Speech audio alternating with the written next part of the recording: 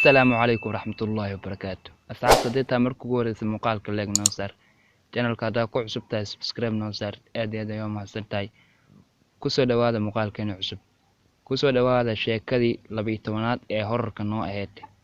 كدب أنيقو ماشي مراي أيام وحان أركي ناق ماشي تاجن أو مرة كدودوبان كدبنا وحي تري دحان أيام دريمة كدبنا ماشي أيام أوقات تجي iyadoo wada qaldan martay markaas waan ku qoslay kadib anigoo wadada maray ayaan arkay mar labaad runtii markaan cabaar socda ayaan waxaan arkay naag kale oo ayada u eg oo runtii wajigeeda aan arki waayay kadibna waxaan dhahay maxaa meeshan ku istaajay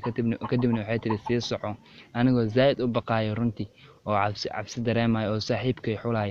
ayaan waxaan arkay ayadii oo mar kale isoo laabatay waana naxay markaas kadibna waa iska sii socday waayo waxaan dhahay waa dad waalwaalan anigoo markaas saaxiibkay xulay ayaa wax gaaban agteedu xufta ku mareen oo cagaar ah kadibna waxaan dhahay maxaa ka qaldan kadibna wuxuu yiri meeshan waa meesheedii iska soco cabaar markaas socday anigoo runtii zaid u baqay oo naxsan oo isla maxaa saaxiibka meeshan muxuu la imaado duurduurka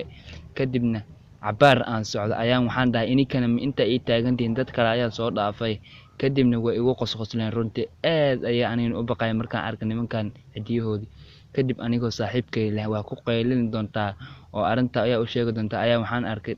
dhakhtaradii oo ka shaqeynaysa farmashiga kadibna waxaan dhahay halkan maxaa ku keenay soo dhakhtarad ma ahayn soo dadka ma daaweyneen kadibna waxay tiri iska sii bax anigoo markaas horay u sii socdo oo la saaxiibkan wax ka qabatay ayaa break istaajiyay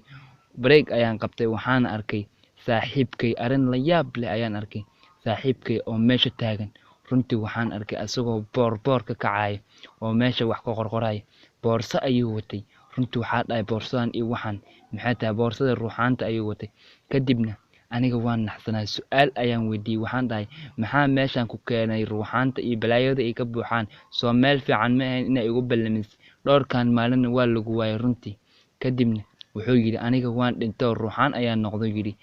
runtii haday meesha iskaga tag wani iljibay runtii aniga waan naxsanaa markuu iljibay qiiqan uu ka baxay anina meeshaas waa iskaga cararay naxdin ayaan dareemay kadibna qosol ayay qabsadeen bahladii oo dhan kurti waxaan ogaaday inay ruuxan yihiin meeshaas hadaan ka carar lahayn dhibaato weyn ayaa iga qabsaneed waayo kurti macal dhakhtarada kurti waxay ayaan